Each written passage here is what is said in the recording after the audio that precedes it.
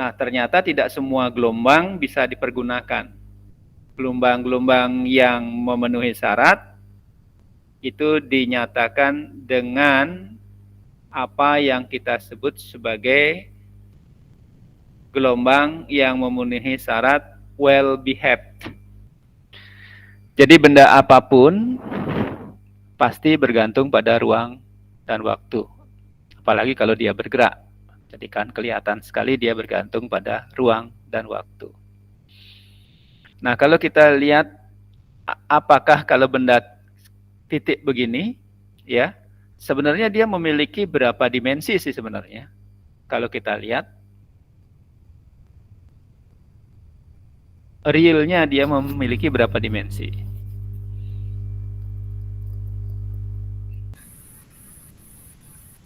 Satu. Cuma satu dimensi. Oke.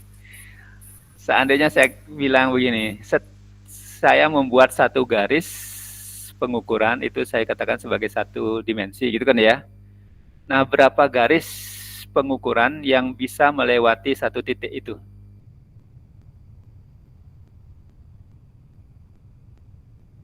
Coba aja kamu gambar satu titik, kemudian garis yang bisa melalui titik itu berapa garis?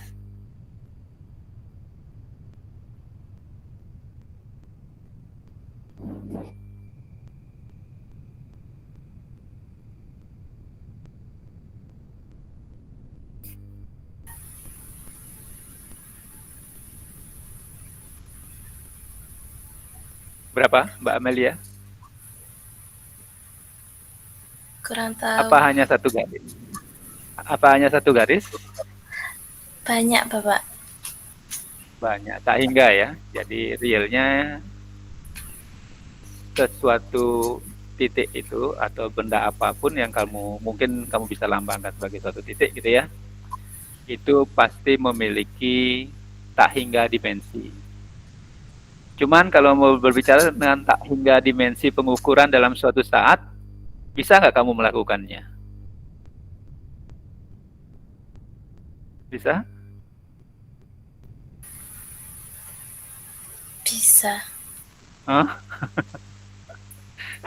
Jadi kamu suatu titik itu kamu ukur panjang, lebar, tinggi, kemudian waktu, masa, dan lain-lain dijadikan satu, bisa kamu melakukan pengukuran secara tepat? Tidak bisa, Bapak. Tidak bisa ya. Jadi dibutuhkan penyederhanaan. Nah, di sini kita bisa melihat ya, penyederhanaan suatu partikel itu dalam dua dimensi. Ini adalah penyederhanaan dalam 4 dimensi, di mana dimensi ruangnya itu dijadikan menjadi 3 bagian, gitu kan ya. Yang ini yang bisa kita perhatikan dalam kehidupan kita sehari-hari. Penyederhanaan sedemikian rupa untuk memudahkan kita mempelajarinya. Ya, jadi tadi saya sudah nyatakan bahwa lambang ini, psi ini, mewakili atau menggambarkan, dapat digunakan menggambarkan keadaan partikel secara lengkap.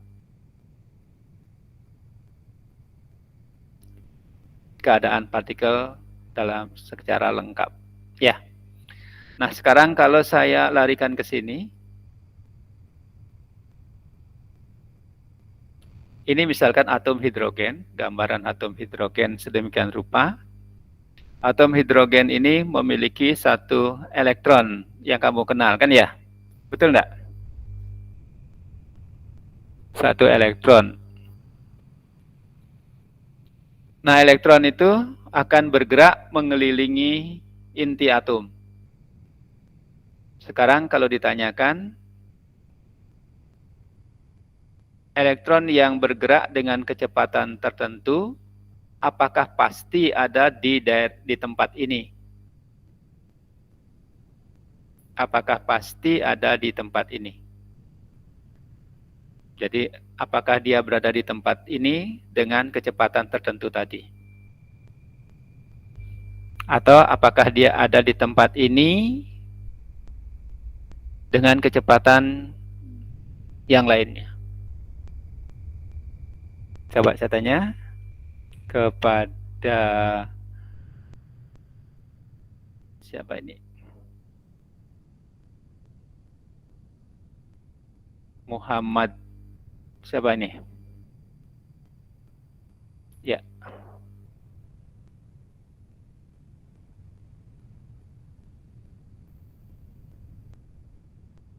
Ya, Muhammad Aditya Rajasa. Pasti dia berada pada satu titik tersebut dengan kecepatan tertentu tadi.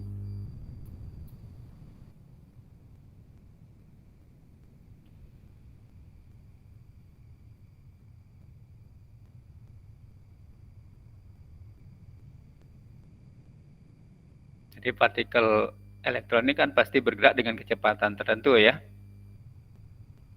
Apakah dia akan berada pada titik ini pada kecepatan tertentu tadi secara tepat?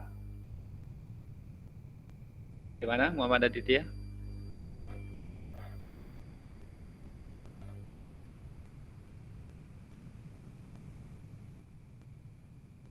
Bingung.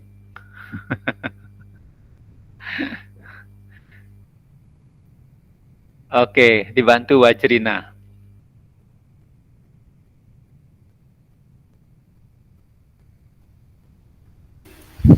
Izin menjawab, Bapak. Iya.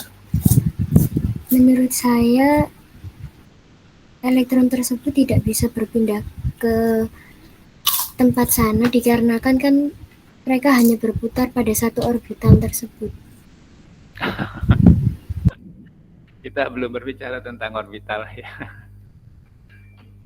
Hanya apakah dia bisa berada pada satu titik posisi itu dengan kecepatan tertentu itu, gitu ya. Apakah bisa dengan pasti?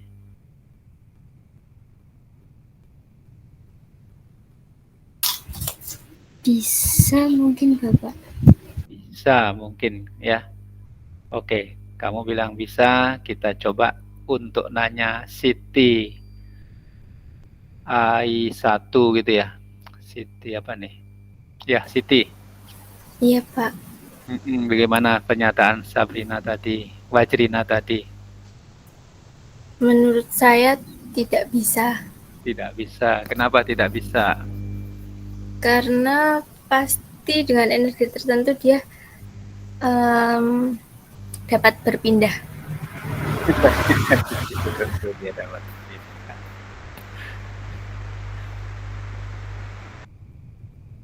Kenapa kok bisa kamu menyatakan hal seperti itu? Mungkin energinya bisa berkurang atau bertambah gitu, Pak. Mungkin energinya bisa berkurang atau bertambah. Oke, kita cari satu lagi untuk memastikan. Niko Afan ada? Hadir, Bapak. Ya. Bagaimana pernyataan Wajrina sama Siti tadi? Untuk kepastian keberadaan partikel dengan kecepatan tertentu pada satu titik.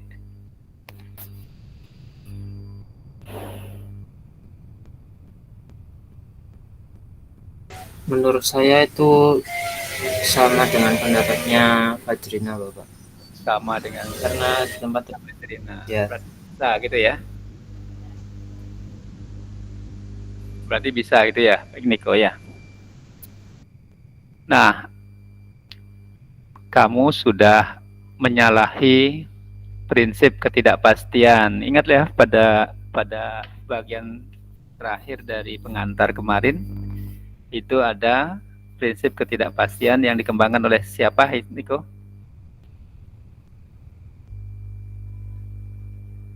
Kamu ngerjakan tugas nggak kemarin?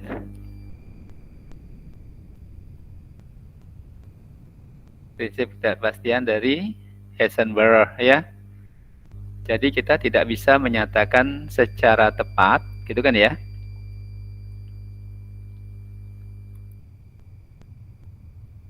Posisi partikel pada suatu titik tertentu pada kecepatan tertentu. Ya, karena kedua besaran tadi, yaitu besaran jarak dan besaran kecepatan atau besaran momentum, gitu kan ya, tidak bisa diukur secara bersamaan.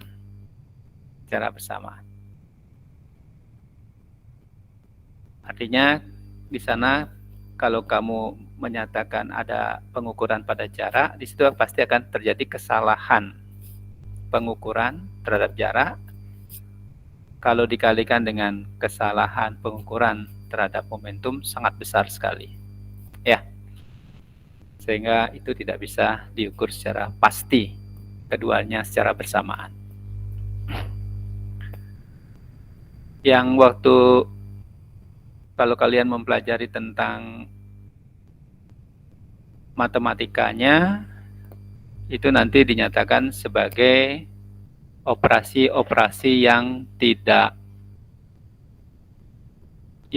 komut ya, tidak komutatif.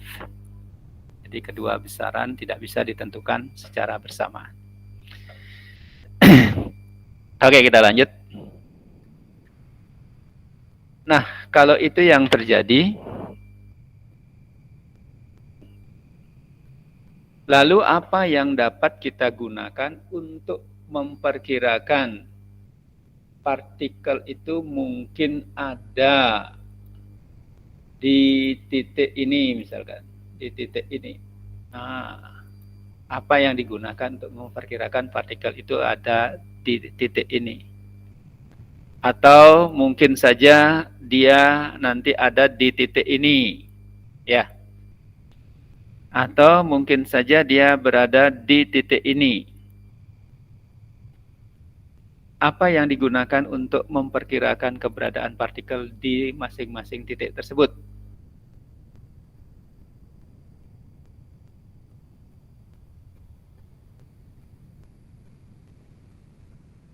Oke, saya tanya Tri Fitria. Ada Tri? Ada, Bapak. Apa yang digunakan?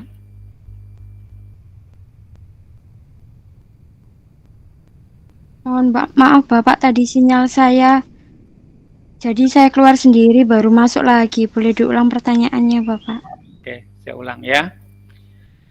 Apa yang digunakan untuk memperkirakan keberadaan partikel, misalkan elektron yang bergerak di dalam mengelilingi inti ini ya?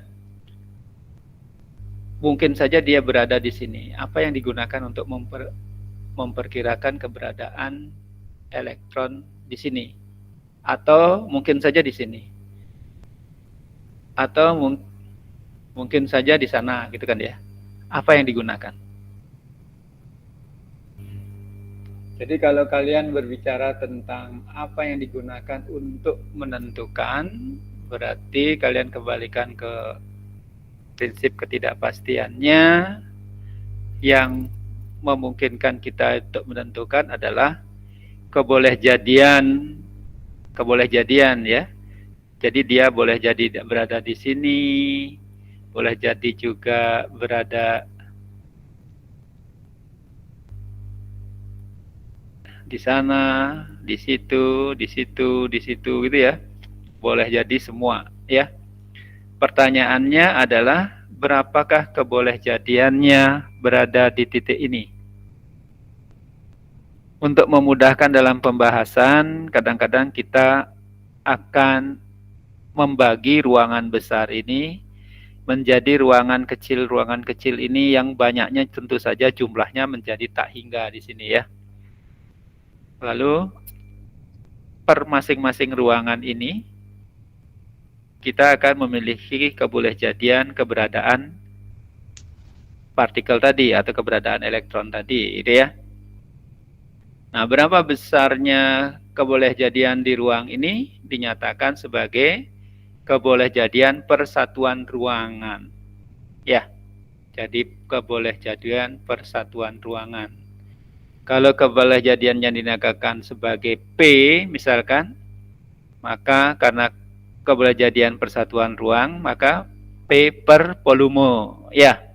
Nah, volume dalam hal-hal yang kecil semacam itu nanti dianggap sebagai suatu bentuk yang disimbolkan dengan ungkapan D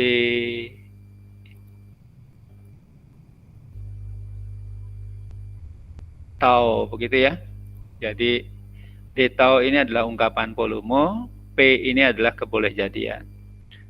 Besarnya berapa? Besarnya itu dinyatakan sebagai kuadrat dari fungsi gelombangnya. Jadi besarnya sama dengan kuadrat fungsi gelombangnya, atau fungsi gelombang dikalikan dengan fungsi gelombang, gitu kan ya.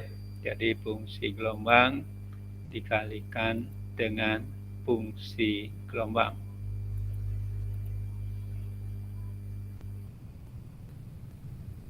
Atau juga sering ditulis dalam bentuk fungsi gelombang kuadrat atau kuadrat fungsi gelombang ya. Jadi fungsi gelombang kuadrat.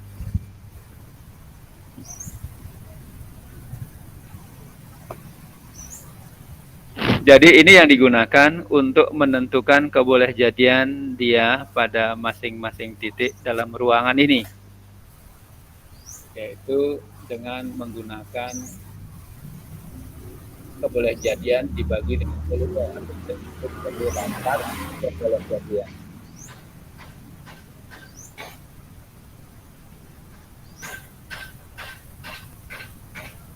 Ya. Jadi kalau seandainya sekarang kamu ingin mencari kebolehjadiannya saja, P-nya saja, maka pada dasarnya sama dengan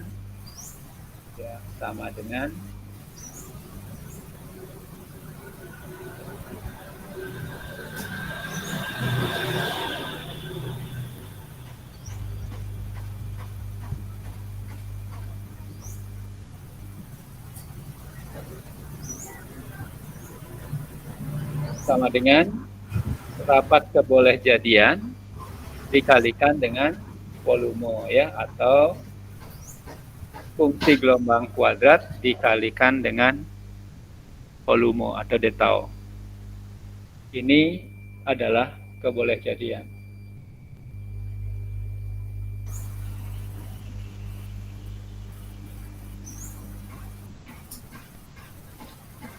Ya. Jadi bentuk ini menunjukkan jadi kebolehjadian partikel berada di titik ini ya. Hal yang sama juga menunjukkan keberadaan partikel ini di titik yang lain ya.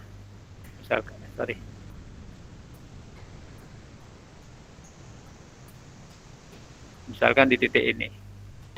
Dan dia juga nanti menyatakan keberadaan partikel di titik ini. Bisa dipahami ya?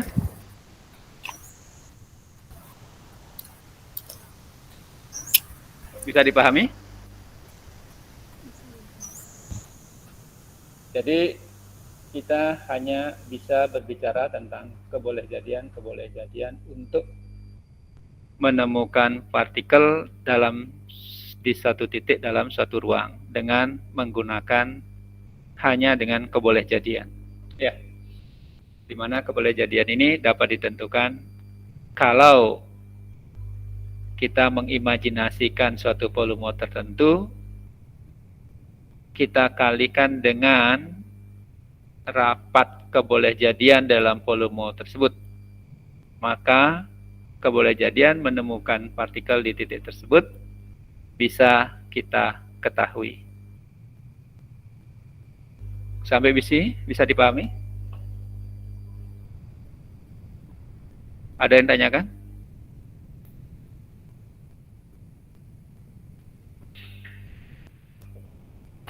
Bisa dipahami ya? Oke, saya lanjutkan. Kalau bisa dipahami, saya lanjutkan. Lalu masalahnya adalah berapakah kebolehjadian tadi kalau untuk keberadaan partikel di seluruh ruangan. Tadi kan di satu titik ya. Di seluruh ruangan ini, berapakah kebolehjadian keberadaan partikel di seluruh ruangan ini? Nah, untuk menjawab tersebut, maka kita tinggal menyatakan berapakah keberadaan partikel di situ, berarti kita menyatakan P total ya. P total.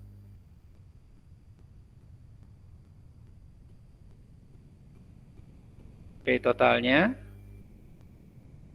tentu sama dengan jumlah P ya. Jadi sama dengan jumlah dari masing-masing kebolehjadian. Jumlah P. Kalau masing-masing ini adalah I dianggap jadi ruang I gitu ya.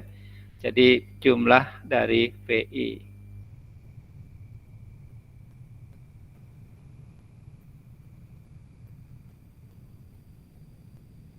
Jadi karena ini adalah jumlah titik di ruang ini yang kecil-kecil gitu kan ya, dan jumlahnya di sini ruangan itu tak hingga, maka penjumlahan itu dilambangkan biasanya dengan menggunakan bentuk yang kita sebut sebagai bentuk integral ya. Jadi dia akan dituliskan dalam bentuk integral seperti ini.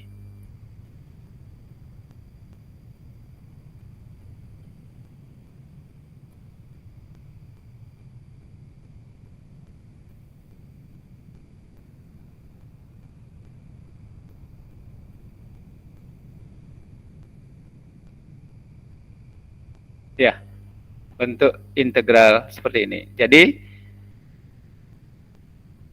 jumlah dari kebolehjadian atau kebolehjadian total dari partikel itu berada di dalam ruangan ini pada dasarnya sama dengan jumlah kebolehjadian partikel pada masing-masing ruangan ini yang jumlahnya tak hingga ruangan.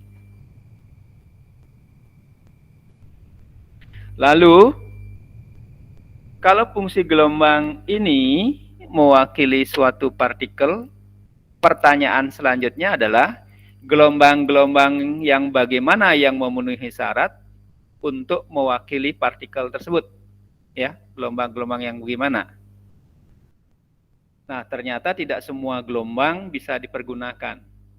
Gelombang-gelombang yang memenuhi syarat itu dinyatakan dengan apa yang kita sebut sebagai gelombang yang memenuhi syarat well behaved, atau syarat gelombangnya harus berkelakuan baik. Yaitu ada 3. Gelombangnya harus bernilai tunggal, jadi dia hanya mempunyai satu nilai pada setiap titik ya. Kemudian dia harus continue, tidak boleh perpotongan dan tidak boleh juga ada kesenjangan antara satu bagian gelombang dengan satu bagian gelombang yang lain ya. Dan fungsi gelombang harus quadratic integrable, jadi integrasinya adalah bentuk kuadrat, yaitu menghasilkan nilai real, tidak boleh 0. Jadi ada 3 seperti ini. Ya. Jadi kalau kita lihat di sini, kalau kalian lihat gelombangnya dalam bentuk begini,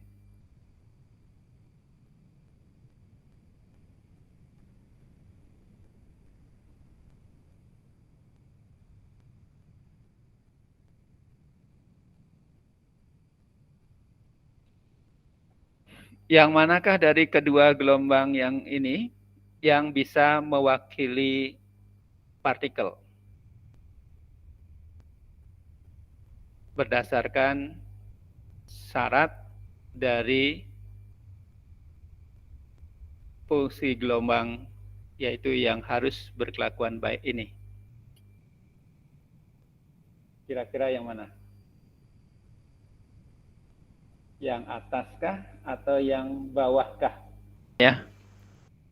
Jadi yang di atas tidak mewakili, yang di bawah juga tidak mewakili. Kenapa yang di atas tidak mewakili? Karena di atas ini perpotongan ya. Jadi kalau saya perpanjang ke sana, saya perpanjang ke situ, kamu lihat kan dia berpotongan ya? Ya. Jadi syarat kedua tidak dipenuhi. Dia tidak continue. Jadi dia tidak continue. Kalau ini kamu lihat dia continue kan ya?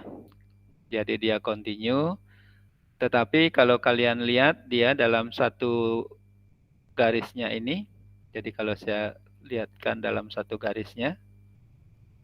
Dari satu garis begini. Kalau di titik ini dia punya satu nilai kan?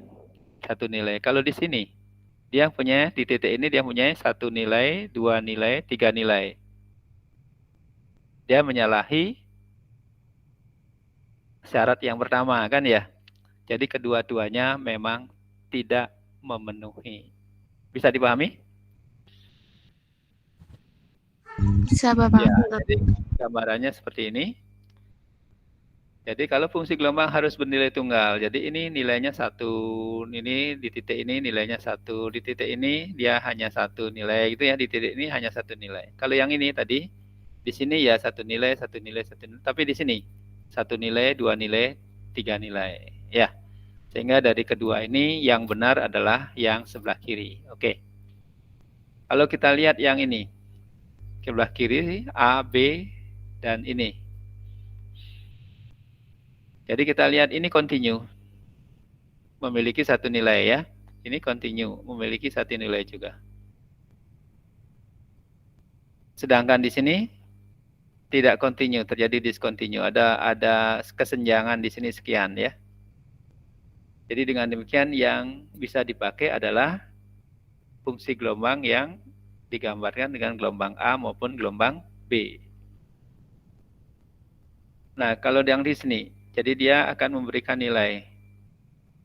Jadi nilai sedemikian rupa, ini adalah negatif, kalau ini adalah positif, gitu kan ya. Dia selalu mempunyai nilai tertentu. Tapi semuanya nilai ini ada di atas. Jadi nilainya positif semua. Sedangkan di sini kalau kalian integralkan, ini kan fungsi ganjil gitu ya. Kalau diintegralkan, dia akan menghasilkan yang di sebelah sini ditambahkan dengan yang negatifnya sebelah kini, dia akan menghasilkan nilai 0. Artinya tidak ada sesuatu apapun. Jadi secara real kita tidak membicarakan sesuatu yang tidak ada ya. Yang kita bicarakan adalah benda real. Jadi harus memiliki nilai tertentu. Jadi yang benar di sini adalah yang sebelah kiri. Bisa dipahami? Ya. Dari syarat-syaratnya. Bisa ya. Oke, saya lanjut.